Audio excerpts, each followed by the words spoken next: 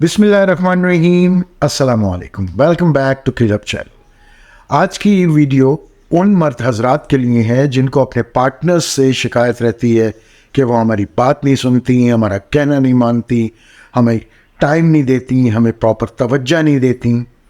आज की इस वीडियो में हम औरतों की साइकोलॉजी पे बात करेंगे और ऐसे पॉइंट्स को एक्सप्लोर करेंगे जिनको अगर हमने समझ लिया तो हमारी अज़वाजी ज़िंदगी बहुत बेहतर हो जाएगी और लड़ाई झगड़े हमारे रिश्तों से बहुत कम हो जाएंगे।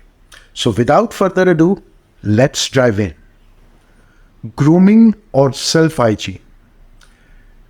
मर्दों की तरह औरतों की भी ख्वाहिश होती है कि उनके पार्टनर अच्छे दिखें, स्मार्ट दिखें, हाइजेनिक हों।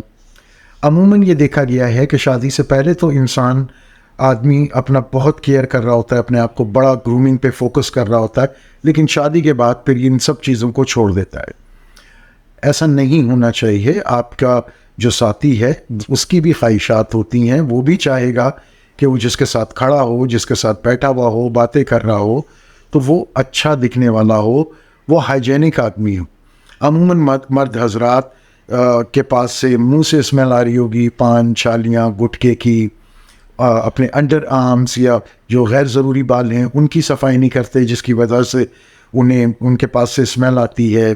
परफ्यूम्स का इस्तेमाल नहीं करते, अतर का इस्तेमाल कर लीजिए, लेकिन अपने हाइजीन पे फोकस कीजिए, क्योंकि ये अट्रैक्शन की एक बेसिक चीज़ है। अगर आप दिखने में अच्छे नहीं लगेंगे, आपके पास से गंदी स्मेल आ रही होगी, बदबू आ रही होगी, तो सामने वाला डेफिनेटली फिर चिढ़ेगा ना, आपसे घिन खाएगा, आपके पास आने का तो दिल नहीं चाहेगा।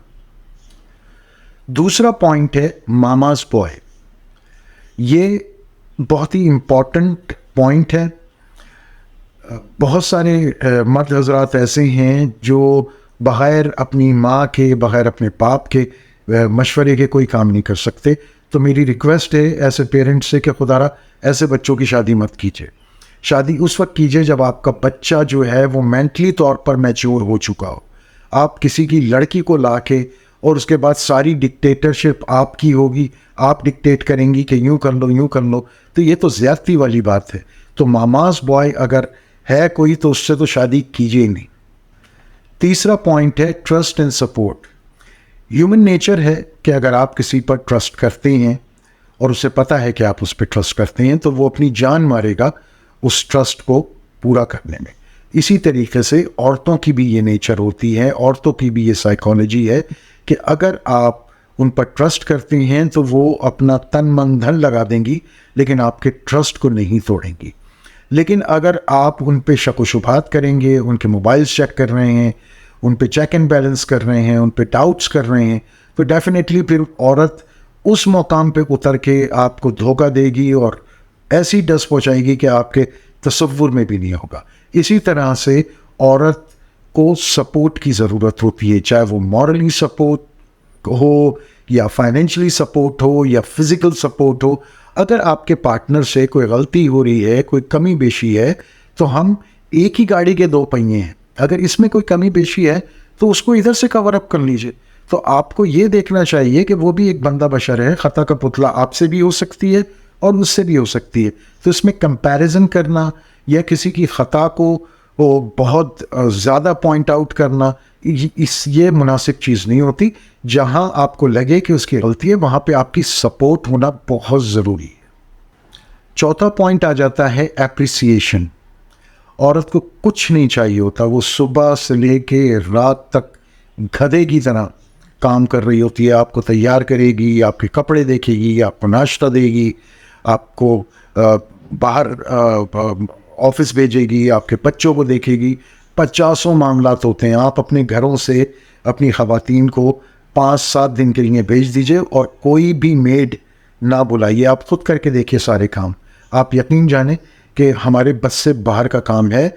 ये मल्टीटास्किंग जो है ये औरत ही कर सकती है, मर्द नहीं कर सकता, हम बोल जाए। तो औरत को जब इतना अपना वो एफर्ट दे रही है तो क्या हमारा काम नहीं कि हम उसे अप्रिशिएट कर दें। उसने बहुत थकी हुई है, आप घर में घुसे, थकी हुई लग रही है, आज थक गई तुम, अल्लाह मैं तुम्हारे हाथ पैर दबा देता हूँ, लाओ मैं तुम्हारे तेल मर लेता हूँ, थकी हुई है, अच्छा तुम बैठ जाओ, मैं आज बर्तन धो देता हूँ। इसमें कोई मजाक नहीं है, ये तो सुन्नत की रूह से भी हमारे यहाँ मतलब ये चीज़ साबित है। हालांकि इस पर मजाक उड़ाया जाता है, इस चीज़ पे लिटरली मजाक उड़ता है। अगर कोई मर्द अपनी बेगम का साथ दे रहा है तो उसका लिटरली मजाक उड़ता है। और इसकी मैं ज़िंदा मिसाल हूँ, मेरे अपने कज़न्स वगैरह मेरा अपना मजाक उड़ाते हैं, लेकिन I don't care about that. I care कि यार मेरा लाइफ पार्टनर है, अगर इसकी केयर और इसकी अप्रिसिएशन मैं नहीं करूँगा तो और कौन करेगा। तो अपनी पार्टनर्स को अप्रिशिएट कीजिए, उनकी छोटी छोटी चीज़ों पे, उनके सेक्रीफाइसेस पे, उनकी कामों पे, उनके जो भी गोल्स वो अचीव कर रही हैं। आप कोई भी चीज़ घर में अच्छी देखें, घर की अच्छी सफाई हुई है तो अप्रिशिएट कर दें, यार आज घर की बड़ी अच्छी सफाई हुई है, खाना बनाया हुआ तो उस पर कहिए आप, यार बहुत ही मज़े का खाना बनाया हुआ है। अगर खाना अच्छा नहीं है तो खामोशी से उठ जाइए, और अगर अच्छा बना हुआ है तो कह के उठिए कि बहुत बेहतरीन बना है। 5वां पॉइंट है लिसनिंग पावर। औरत को अगर आप खामोशी से सुन लें तो आप यकीन जाने वो बहुत ही कूल डाउन हो जाती है। हम लोग करते क्या कि अपनी ख़वातीन को सुनना ही नहीं चाहते। भाई अगर उसे आपकी माँ से, आपके बाप से, आपके बहन भाइयों से, आपके रिश्तेदारों से, किसी से भी कोई तकलीफ़ पर प्रॉब्लम या परेशानी हो रही है, वो किसके पास जाके रोएगी? डेफिनेटली वो आप ही से तो कहेगी, और किससे कहेगी? वो अपना घर बार, बहन भाई, माँ बाप सब छोड़ कर आ गई सिर्फ एक आपके लिए। तो क्या आपका इतना काम नहीं बन आप उसे सुने, समझे? देखें, हम जब डॉक्टर के पास जाते हैं, अगर डॉक्टर हमारी ये जो प्रॉब्लम है उसको प्रॉपरली सुन ले तो आधा मर्ज तो वैसे ही ख़त्म हो जाता है। तो इसी तरीके से आप अपने बेगमात के लिए डॉक्टर बने, उनको सुनें कि वो क्या कह रही हैं, और सुनने के बाद फिर अकॉर्डिंगली प्रॉपर तरीके से, क्योंकि आप अपने घर को बेहतर जानते हैं। अगर आप उन्हें नहीं सुनेंगे तो वो होगा ये कि वो अपने घर में मतलब अपने ससुराल के अंदर ही उनका क्लैश शुरू हो जाएगा।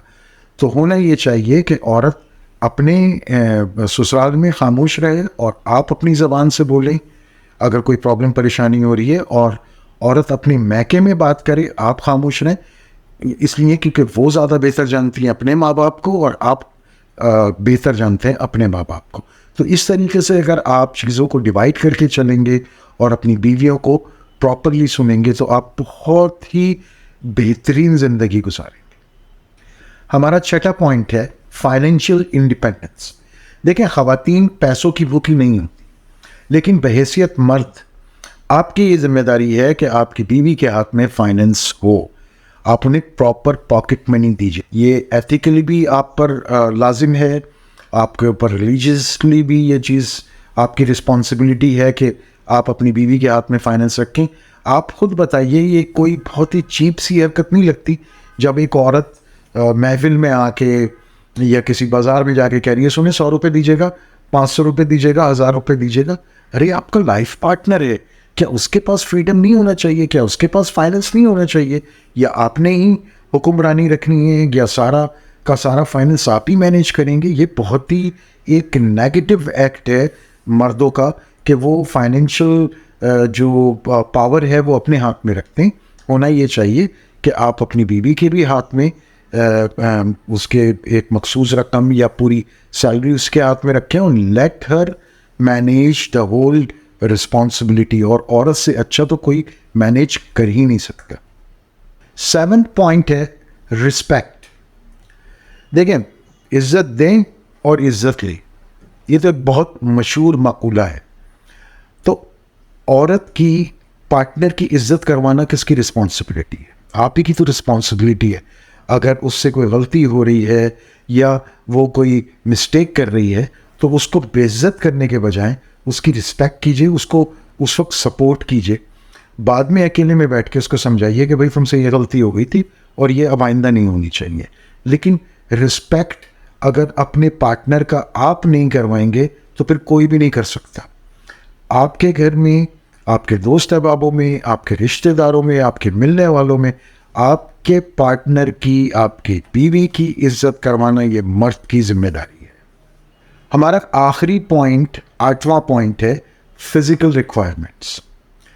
मर्दों के अंदर जिनसी ख्वाहिशात बहुत ज़्यादा होती तो औरतों के अंदर भी हैं, लेकिन मर्दों के अंदर जज्बात को कंट्रोल रखना, अपनी जो फिज़िकल रिक्वायरमेंट्स हैं उनके ऊपर कंट्रोल रखना ज़रा मुश्किल काम है। ये एक ह्यूमन एक फिनोमेना है, इसको हमें समझने की ज़रूरत है। लेकिन ऑन द अदर हैंड आपकी बीवी है, आपकी जीवन साथी है, आपके लिए है वो, और इसमें कोई मुज़ाहरा नहीं कि उसकी ज़िम्मेदारी है कि वो आपकी फ़िज़िकल रिक्वायरमेंट को फुलफ़िल कीजिए। लेकिन क्या बहैसियत इंसान आपके ऊपर ये लागू नहीं होता कि इस चीज़ को समझें, इस चीज़ को महसूस करें कि वो बहुत थक गई है, या आज उसकी तबीयत ठीक नहीं है, या आज उसका दिल नहीं है? इसमें क्या मुज़ाहरा है? मतलब जहाँ आप बग़ैर शादी के रह रहे थे, तो क्या शादी के बाद अगर कोई शख्स आपका पार्टनर आपसे, मतलब इतना फ्रीडम भी नहीं है हमारी जो पार्टनर्स हैं उनको कि वो ना कर सकें आपसे? तो ये ज़्यादती वाली बात है। इस चीज़ को हमें समझने की ज़रूरत है। अगर आपका पार्टनर थका हुआ है, कोई मेडिकल कंडीशन है, या दिल नहीं है, 50 सोचें होती हैं, मुख्तलिफ डायमेंशंस पे आदमी सोच रहा होता है जिसकी वजह से तबीयत नहीं चाह रही होती। उनको फ्रीडम दीजिए, उनको महसूस करवाइए कि वो आपके घर में नहीं, अपने घर में है। लेट देम फील कि this is not your territory, this is their territory. दोस्तों, औरत घर का वो सुतून है जो अगर गिर जाए तो पूरा ख़ानदान बिखर जाता है। इसलिए अपने पार्टनर्स को समझने की कोशिश कीजिए, उनसे प्यार कीजिए, उनसे मोहब्बत कीजिए। वो आपकी ज़िंदगी का साथी है, इस बात को समझने की कोशिश कीजिए। अपना बहुत ख्याल रखिएगा। मिलते हैं नई वीडियो में। अल्लाह हाफ़िज़।